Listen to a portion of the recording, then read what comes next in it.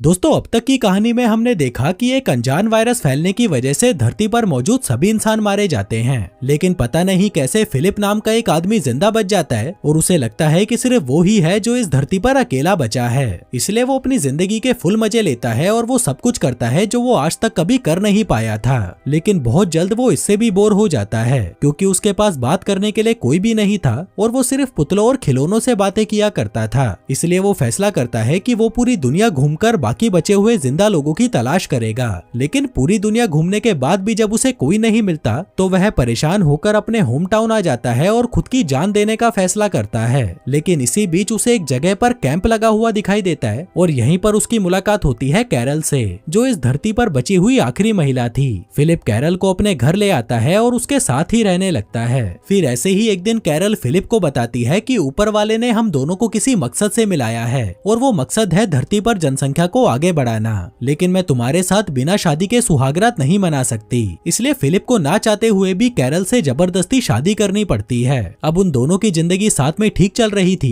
कि तभी एक दिन उनकी गाड़ी एक लिमोजिन से टकराती है, जिसमें से बाहर निकलती है मेलिसा नाम की एक लड़की, जो इतनी खूबसूरत थी कि फिलिप उसे देखते ही उस पर लट्टू हो जाता है और उसे पटाने की कोशिशें करने लगता है। यहाँ तक कि वो उसे इम्प्रेस करने के लिए अपनी दाढ़ी भी कटवा लेता है, जो उसने कैरल के कहने पर कभी नहीं किया था। वहीं मेलिसा भी अब फिलिप की तरफ आकर्षित होने लग गई थी। फिर एक दिन जब मेलिसा और फिलिप साथ में होते हैं तब मेलिसा उसे बताती है कि मैं इतने सालों से अकेले रह रहकर परेशान हो चुकी हूँ और मेरी भी कुछ जरूरतें हैं जिन्हें मैं पूरा करना चाहती हूँ। जिसके बाद मेलिसा, कैरल और फिलिप आपसी सहमति से ये फैसला करते हैं कि अब से हफ्ते में 3 दिन फिलिप मेलिसा के साथ और बाकी बचे हुए 4 दिन कैरल के साथ बिताएगा। जो सुनकर वो बहुत खुश होता है और मेलिसा को अपने साथ बाहर ले आता है ताकि वो उसके साथ एक रोमांटिक शाम बिता सके। लेकिन इससे पहले कि फिलिप मेलिसा के साथ कुछ कर पाता तभी वहाँ पर एक ऑडी आकर रुकती है, जिसमें से निकलता है टॉड नाम का ये मोटा आदमी, जो उन्हें बताता है कि मुझे टाउन के बाहर एक बोर्ड दिखाई दिया जिस पर लास्ट मैन अलाइव लिखा हुआ था और मैं उसे ही देखकर यहाँ पर आया हूँ। अब टॉड को देखकर मेलिसा बहुत खुश होती है और धीरे धीरे उसकी पर्सनैलिटी और बिहेवियर से अट्रैक्ट होने लगती है,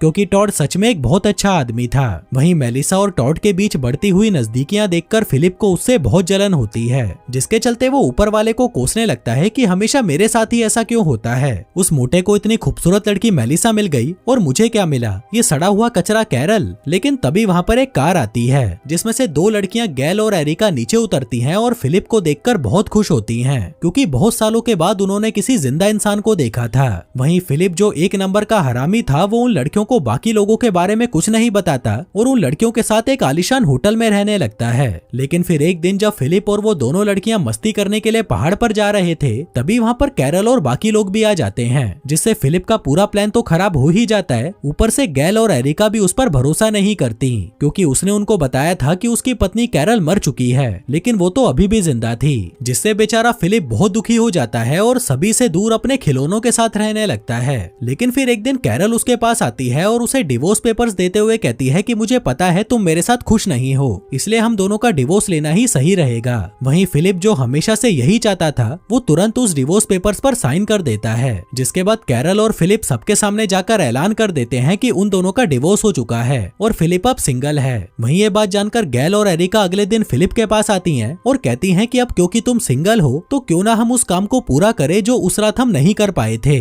फिलिप समझ जाता है कि वो दोनों उसके साथ सुहागरात मनाना चाहती हैं, इसलिए वो उन दोनों को उसके घर पर कल आने को कहता है। अब फिलिप को लग रहा था कि उसकी लाइफ तो सेट है, क्योंकि 2 खूबसूरत लड़कियां उसके साथ रात बिताने के लिए मरी जा रही थी। इसलिए अगले दिन वो टाउन के बाहर उस एडवर्टाइजमेंट बोर्ड के पास जाता है जहाँ पर लास्ट मैन अलाइव लिखा हुआ था और उसे काट कर वहाँ पर मूव टू टेम्पा लिख देता है, ताकि कोई और इंसान वहाँ पर आकर उसे डिस्टर्ब न कर सके। लेकिन जिस सीढ़ी से वो ऊपर चढ़ा था, अचानक से वो सीढ़ी नीचे गिर जाती है और फिलिप उस एडवर्टाइजमेंट बोर्ड पर ही फंसा रह जाता है। उधर वो दोनों लड़कियां मस्ती करने के लिए फिलिप के घर पर आती हैं, लेकिन वो वहाँ पर नहीं होता।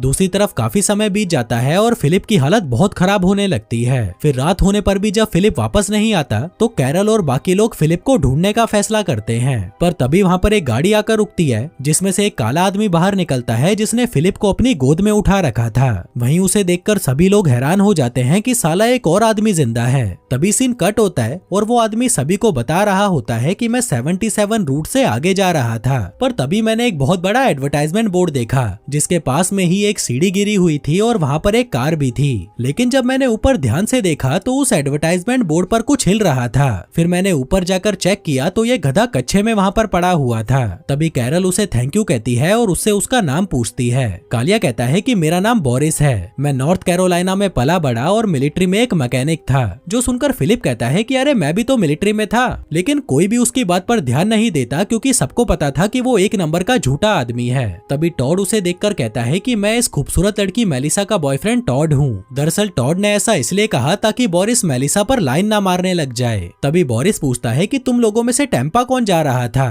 क्योंकि उस बोर्ड पर मूव टू टेम्पा लिखा हुआ था। तभी गेल फिलिप से पूछती है कि तुमने उस बोर्ड पर ऐसा क्यों लिखा। फिलिप कहता है कि यार मैं तो बस मजाक कर रहा था। जो सुनकर वो सभी समझ जाते हैं कि ये गधा नहीं सुधरने वाला, इसलिए वो उठकर अपने अपने घर चले जाते हैं और अपना फिलिप मुंह लटकाकर वहीं बैठा रहता है। कहता है कि यार अब तो मेरे हाथ से वो दोनों लड़कियां भी गई, लगता है कि मुझे फिर से हाथ गाड़ी चलाकर ही काम चलाना पड़ेगा। उधर घर पर टॉड एरिका से कहता है कि वो बोरिस तो दिखने में बहुत हैंडसम है। जो कहकर वो दारू पीने लगता है क्योंकि उसे लग रहा था कि मेलिसा अब उसे छोड़कर बोरिस के पास चली जाएगी। मेलिसा कहती है कि लगता है तुम पागल हो गए हो, मैं अभी भी तुम्हें ही पसंद करती हूँ। टॉड कहता है कि हाँ पर तुम मुझसे प्यार नहीं करती। जो सुनकर मेलिसा को गुस्सा आ जाता है तो वह सोने चली जाती है। उधर फिलिप एरिका के पास जाता है और उससे माफी मांगने लगता है। कहता है कि सॉरी यार मैं तुम्हारा बैंड बजाने नहीं आ सका, वैसे क्या हम वो अधूरा काम कल कर सकते हैं। एरिका कहती है कि नहीं नहीं, अब मेरा वो सब करने का बिल्कुल मन नहीं है। जो कहकर वो उसके मुंह पर दरवाजा बंद करके चली जाती है।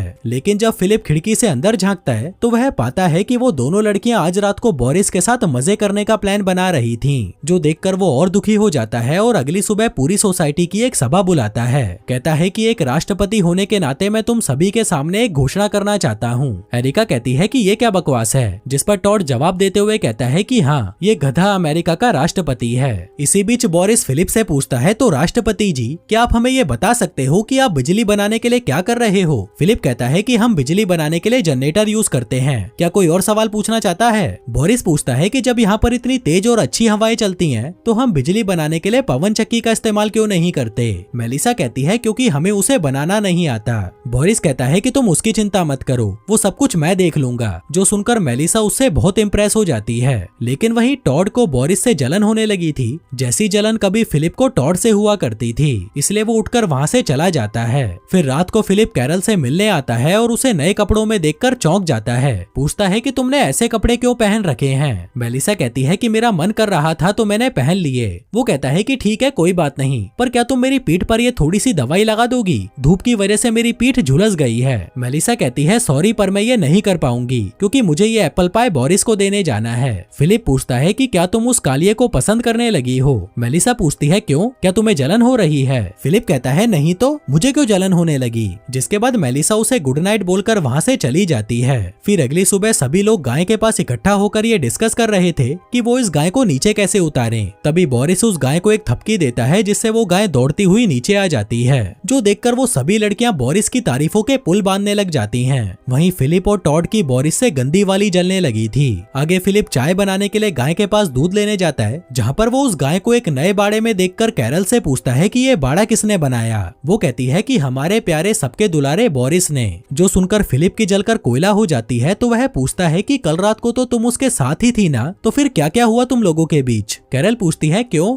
तुम्हें जलन हो रही है। वो कहता है कि नहीं मैं किसी से नहीं जलता। उधर बोरिस जब जनरेटर ठीक कर रहा था तभी गैल और एरिका उसके पास आकर उसे लाइन देने लगती हैं। इसी बीच वहाँ पर फिलिप और कैरल भी आ जाते हैं। तभी कैरल बोरिस से पूछती है कि आजकल तुम कहाँ रह रहे हो। वो कहता है कि मैंने अभी तक कुछ सोचा नहीं। फिलिप कहता है कि तुम मेरे साथ आकर रह सकते हो, हम दोनों भाई भाई साथ में खूब मजे करेंगे। बोरिस कहता है कि ठीक है मैं तुम्हारे साथ रह लूंगा। आगे फिलिप के घर पर जब बोरिस नहाने के लिए अपने कपड़े उतारता है तभी उसकी शानदार बॉडी देखकर फिलिप का मुंह खुला का खुला रह जाता है, जिसके अगले दिन से वो भी बॉडी बनाने के लिए पुशअप मारने लग जाता है। लेकिन 10-12 पुशअप्स मार के ही उसे ऐसा लगने लगता है कि उसकी बॉडी बन चुकी है, इसलिए वो अपनी बॉडी दिखाने के लिए बोरिस के पास आता है, जो उसे देखकर कहता है कि भाई तू ऐसे नंगा क्यों घूम रहा है, जाकर कपड़े पहन ले। फिलिप कहता है कि कल तू भी तो मुझे अपनी बॉडी दिखा रहा था। बोरिस कहता है कि तू पागल वागल है क्या, मैं तो नहाने जा रहा था। फिलिप कहता है कि हाँ तो मैं भी नहाने ही जा रहा हूँ, तेरे को क्या लगा मैं यहाँ पर अपनी बॉडी दिखाने आया हूँ। उधर टॉड मेलिसा से मिलने उसके घर पर जाता है और कहता है कि आजकल तुम उस बोरिस के साथ खूब मौज मस्ती कर रही हो, लेकिन अगर तुम चाहती हो कि हम दोनों हमेशा साथ में रहें तो तुम उसके साथ घूमना बंद कर दो। मेलिसा कहती है कि देखो हम दोनों ने साथ में बहुत अच्छा समय बिताया है। लेकिन इससे पहले कि वो आगे कुछ कहती, टॉड कहता है कि मुझे पता है तुम क्या कहना चाहती हो, लेकिन इससे पहले कि तुम मुझसे ब्रेकअप करो मैं खुद तुमसे ब्रेकअप करता हूँ। वो कहती है कि ठीक है, लेकिन मैं तुमसे ये तो नहीं कहने वाली थी, लेकिन ठीक है जैसी तुम्हारी इच्छा, जो कहकर वो दरवाजा उसके मुंह पर बंद कर देती है। उधर गैल बोरिस को पटाने के लिए और उसके साथ समय बिताने के लिए उससे अपनी आइसक्रीम मशीन ठीक करवा रही होती है, लेकिन तभी एरिका और कैरल भी वहाँ पर पहुँच जाती हैं, जिसमें एरिका उसके लिए कुछ खाना बना कर लाती है और कैरल उसके लिए अपने हाथों से बनाया हुआ एक स्कार्फ लेकर आती है, जो स्कार्फ बोरिस को बहुत पसंद आता है। वहीं दूसरी तरफ हम टॉड और फिलिप को देखते हैं, जो एक दूसरे से अपना दुख बांट रहे थे कि उस कालिए के आते ही कोई भी हमारी इज्जत ही नहीं कर रहा। टॉड कहता है कि हाँ यार, मेलिसा तो मुझे छोड़कर भी चली गई, वैसे तुझे क्या लगता है वो बोरिस मेलिसा को पटा सकता है? फिलिप कहता है कि हाँ भाई, वो बिल्कुल पटा सकता है और क्या पता वो उसके साथ सुहागरात भी मना ले। फिर रात को पूरी सोसाइटी की बैठक होती है, जहाँ कैरल सभी को बताती है कि बोरिस के आने के बाद हमारी जिंदगी बहुत आसान हो चुकी है। जो बात सुनकर फिलिप को बिल्कुल भी अच्छा नहीं लगता, तो वह बोरिस से कहता है कि भाई मैं तेरी सारी प्लानिंग समझता हूँ, तू सभी को अपनी तरफ कर रहा है ताकि अमेरिका का राष्ट्रपति बन सके। बोरिस कहता है कि नहीं भाई, मुझे राष्ट्रपति नहीं बनना। फिलिप कहता है कि भाई तू बन भी नहीं सकता, क्योंकि अब इलेक्शन 4 साल बाद होंगे। तभी एरिका कहती है कि 4 साल का इंतजार करने की क्या जरूरत है, हम अभी वोटिंग कर लेते हैं और मैं वोट देती हूँ काले बोरिस को, जिसके साथ ही सभी लोग भी उसी को ही वोट करते हैं। जिसके बाद फिलिप को हटाकर नया राष्ट्रपति काले बोरिस को बना दिया जाता है। अब बोरिस सभी से पूछता है कि हम लोगों के पास बहुत सारी खाली जमीनें हैं, तो किसी ने फसल उगाने के बारे में क्या सोचा है? तभी फिलिप जल्दी से कहता है कि साले तूने मेरा आइडिया चुरा लिया, क्योंकि मैं पहले से ही एक खेत पर काम कर रहा हूँ। लेकिन किसी को भी उसकी बात पर यकीन नहीं होता, क्योंकि वो साला हमेशा झूठ ही बोलता आ रहा था। बोरिस कहता है कि ठीक है, फिर मैं तुम्हारे खेत देखना चाहूंगा। फिलिप कहता है अरे भाई, वो पेड़ पौधे रात को आराम कर रहे होंगे और हमें उन्हें आराम करते हुए डिस्टर्ब नहीं करना चाहिए। बोरिस कहता है कि ठीक है, फिर मैं उन खेतों को कल सुबह देखूंगा। जिसके बाद सभी लोग सोने चले जाते हैं और फिलिप पूरी रात खेतों में गधा मजदूरी करने लगता है। जो सब करते हुए उसे सुबह हो जाती है, तो वह जोर जोर से चिल्लाकर सबको अपना खेत देखने के लिए नीचे बुलाता है। तभी टॉड उसके पास दौड़ता हुआ आता है और कहता है कि भाई हम तो बर्बाद हो गए, उस काले बोरिस ने रात में ही सभी लड़कियों को रगड़ दिया। जो सुनकर फिलिप के तो होश ही उड़ जाते हैं। जिसके बाद वो सीधा कैरल के पास जाता है और कहता है कि मुझे तो यकीन ही नहीं हो रहा कि तुम ऐसा घटिया काम भी कर सकती हो। कैरल कहती है तो क्या हो गया, हमें तो बहुत मजे आए। इसी बीच मेलिसा भी वहाँ पर आती है और कहती है कि वाह बोरिस, तुमने पानी का गीजर ठीक करके बहुत अच्छा काम किया। जो सुनकर फिलिप खुश हो जाता है कि इस कालिए ने तो किसी के साथ कुछ भी नहीं किया। आगे वो फिलिप के साथ खेत देखने जाता है और कहता है कि भाई फिलिप, मानना पड़ेगा, तूने बहुत अच्छा काम किया है। फिर उसी रात हम देखते हैं कि बोरिस और कैरल साथ में सुहागरात मना रहे हैं, पर कैरल यहाँ पर भी अपनी बकबक करने से बाज नहीं आती। लेकिन बोरिस को ये सब बहुत अच्छा लग रहा होता है। वहीं नीचे गैल और एरिका को कैरल की चिल्लाने की आवाजें आ रही थी, जो सुनकर उन्हें बिल्कुल भी अच्छा नहीं लगता। साथ ही वो आवाजें इन दोनों को भी आ रही थी, तो ये दोनों सदमे में चले गए थे। फिलिप कहता है कि मैं बोरिस को मारना चाहता हूँ। टॉड कहता है कि भाई मैं भी तेरे साथ हूँ। फिर अगले दिन बोरिस सोलर पैनल से बिजली बनाने का काम कर रहा था, जिसको काम करते हुए वो दोनों दूर से देख रहे थे और प्लान बना रहे थे कि इस कालिए को कैसे मारेंगे। लेकिन तभी टॉड घबरा जाता है और कहता है कि भाई मुझसे ये सब नहीं होगा, मैं किसी को मार नहीं सकता। फिलिप कहता है कि भाई तू इतनी टेंशन क्यों ले रहा है, उसको मारना बहुत आसान है। हम उसे घुमाने के बहाने रेगिस्तान में ले जाएंगे और उसे वहीं छोड़कर वापस आ जाएंगे, जिसके बाद वो खुद ही तड़प तड़प कर मर जाएगा। जो सुनकर टॉड उससे पूछता है कि फिर क्या तू मुझे भी उस दिन रेगिस्तान में मारने के लिए लेकर गया था? फिलिप कहता है कि हाँ, मैं तुझे मारना चाहता था, लेकिन मैंने वैसा कुछ किया तो नहीं ना। देख भाई, हम दोनों सच्चे दोस्त हैं। लेकिन टॉड ये सुनकर गुस्सा हो जाता है और उससे दोस्ती तोड़कर वहाँ से चला जाता है। जिसके बाद फिलिप कैरल से मिलने जाता है और उससे पूछता है कि क्या कुछ ऐसा है जो तुम मुझे बताना चाहती हो, क्योंकि मुझे ये गुब्बारे का खाली पैकेट मिला है जिसके अंदर गुब्बारा होना चाहिए था, पर वो नहीं है। और ये गुब्बारे का खाली पैकेट मुझे तुम्हारे कचरे के डिब्बे से मिला। मतलब कल तुमने कालिए के साथ सुहागरात मनाई है। वो कहती है कि हाँ, मैंने कालिए के साथ सुहागरात मनाई है। तो क्या? जो सुनकर फिलिप को गुस्सा आ जाता है और वो उससे पूछता है कि जब मैं तुम्हारे साथ सुहागरात मनाना चाहता था तो तुमने मेरे सामने शादी की शर्त रख दी थी, लेकिन क्या तुमने उस कालिए से कहा शादी करने के लिए? कैरल कहती है कि हाँ, मैंने तुम्हारे सामने शादी की शर्त रखी थी, क्योंकि हम दोनों मिलकर एक बच्चा पैदा करना चाहते थे, लेकिन बोरिस के साथ मैं बच्चा पैदा नहीं करना चाहती। जो सुनकर वो बौखला जाता है और कहता है कि मैं भी सिर्फ तुम्हारे साथ मजदूरी ही करना चाहता था, लेकिन तुमने कहा कि मैं तो शादी करूंगी और मेरा सारा मूड खराब कर दिया। जिस पर वो उसे कुछ नहीं कहती और वहाँ से चली जाती है। आगे फिलिप अपने घर पहुँचता है और देखता है कि बोरिस अपने कपड़े पैक कर रहा है, क्योंकि वो कैरल के साथ उसके घर पर रहने के लिए जा रहा था। फिर जाते जाते वो फिलिप से कहता है कि भाई तेरी किस्मत बहुत खराब है, तूने कैरल जैसी लड़की को अपने हाथ से कैसे जाने दिया, क्योंकि वो सच में बहुत अच्छी लड़की है। जो सुनकर फिलिप सोच में पड़ जाता है कि कहीं उसने कैरल को छोड़कर कोई गलती तो नहीं कर दी। जिसके बाद वो कैरल को फिर से पटाने की कोशिश में जुट जाता है। वो उसके लिए फूल लेकर आता है और बहुत सारी ज्वेलरी भी लेकर आता है। साथ ही वो उसे बताता है कि मैंने तुम्हारे लिए एक गाना भी लिखा है। लेकिन इससे पहले कि वो उसे गाना सुनाता तभी बोरिस वहाँ पर आ जाता है, जिस वजह से फिलिप को वहाँ से जाना पड़ता है। जिसके बाद रात हो जाती है और सभी लोग इकट्ठा होते हैं। यहाँ पर कैरल बोरिस को हीरो ऑफ द ईयर बताती है। कहती है कि हमारे बोरिस ने सोलर पैनल से बिजली बना ली है, जिस बिजली से वो पास में रखे हुए लैंप को जलाकर भी दिखाता है। जो देखकर वो सभी हैरान हो जाते हैं और कहते हैं कि फिर तो हम इसका इस्तेमाल करके एसी, फ्रिज, मिक्सर ग्राइंडर सब कुछ चला सकते हैं। लेकिन इस सबसे चिढ़कर फिलिप उस लैंप को नीचे गिरा देता है, जिससे वो टूट जाता है। फिलिप कहता है कि सॉरी यारो, ये गलती से गिर गया। लेकिन तभी बोरिस को उस पर गुस्सा आ जाता है और वो उसे कहता है कि साले तूने उसे जानबूझकर गिराया है ना, अब तू ही उसे उठाएगा और ठीक करेगा। फिलिप कहता है अबे कालिए, मैंने बोला ना कि मैंने उसे जानबूझकर नहीं गिराया है, और अगर गिराया भी है तो तू क्या उखाड़ लेगा मेरा। बोरिस कहता है कि चुपचाप उसे उठा। वो कहता है कि तू मुझसे ज्यादा ताकतवर है, तो इसका मतलब ये नहीं कि मैं तेरी हर बात मानूंगा, मैं नहीं डरता तुझसे। जिस सबके चलते टॉड को गुस्सा आ जाता है तो वह उसे कहता है कि साले फिलिप, मैंने तुझे देखा था, तूने ही उस लैंप को नीचे गिराया था। जिसके बाद वो बोरिस को सब सच बता देता है कि ये गधे का बच्चा आज सुबह तुझे मारने का प्लान बना रहा था, जिसमें वो तुझे रेगिस्तान में घुमाने ले जाता और वहीं छोड़ आता, जो सब इसने पहले मेरे साथ करने की भी कोशिश की थी। जो सुनकर सभी लोग हैरान रह जाते हैं कि ये साला फिलिप इतनी नीचे कैसे गिर सकता है। वहीं ये सुनकर बोरिस उसके पास जाता है और कहता है कि देख फिलिप, अब टाइम आ चुका है कि तुझे हम सबको छोड़कर यहाँ से जाना होगा, क्योंकि तू यहाँ पर रुकने के लायक नहीं है। फिलिप कहता है कि नहीं, मैं नहीं जाऊंगा, क्योंकि ये जगह मेरी है, मैं यहीं पैदा हुआ था और यहीं मरूंगा। जो कहकर वो इस उम्मीद में सबकी तरफ देखता है कि कोई तो उसका साथ देगा, लेकिन कोई उसका साथ नहीं देता। वो कहता है कि ठीक है, वैसे भी मेरे लिए यहाँ पर अब कुछ नहीं बचा,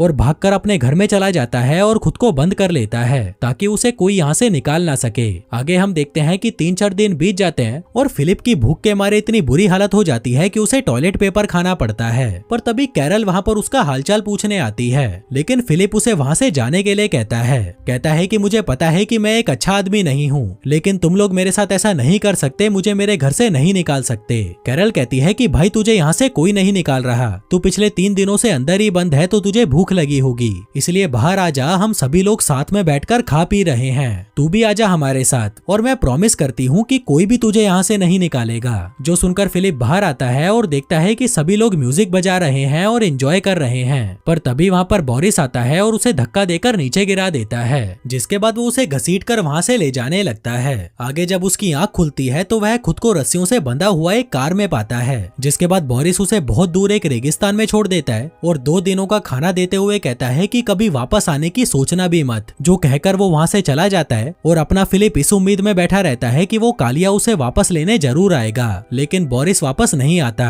तभी फिलिप अपना खाना देखता है और प्लान बनाता है कि वो 3 दिनों तक तो ये खाना चला ही लेगा। जिसके बाद वो अपने लिए एक बड़ा सा घर ढूंढेगा और फिर मस्त मस्त लड़कियों के साथ रात दिन मजदूरी करेगा। आगे 20 मिनट गुजर जाते हैं और हम देखते हैं कि उस गधे के पास अब खाने के लिए कुछ नहीं बचा, क्योंकि वो पिछले 3 दिनों से भूखा था तो उसने सब कुछ खा लिया था। लेकिन अब बिना खाने के वो ज्यादा दिनों तक जिंदा नहीं रह पाएगा। फिलिप को पता था कि उसका मरना तय है, लेकिन यूं ही बैठे बैठे मरने से अच्छा वो वहाँ से खड़ा होता है और चलने लगता है। उधर दूसरी तरफ मेलिसा टॉड से मिलने आती है और कहती है कि यार मुझे नहीं पता था कि फिलिप ने तुम्हें मारने की कोशिश की थी, मुझे माफ कर दो, मैं तुमसे दूर हो गई थी। जिसके बाद वो दोनों पैचअप कर लेते हैं और एक दूसरे को किस करते हैं। वहीं फिलिप जो चलते चलते थक चुका था वो सड़क पर ही लेट जाता है और सोने लगता है। लेकिन तभी कैरल उसे ढूंढती हुई वहाँ पर पहुँच जाती है, जो अपने साथ बहुत सारा खाने का सामान लेकर आई थी। कहती है कि ये सारा खाना मैं तुम्हारे लिए लेकर आई हूँ, क्योंकि वो थोड़ा सा खाना तुम्हें पूरा नहीं पड़ता। जो कहकर वो वहाँ से जाने लगती है, पर तभी वो उससे पूछती है कि क्या तुमने सच में मेरे लिए गाना लिखा था।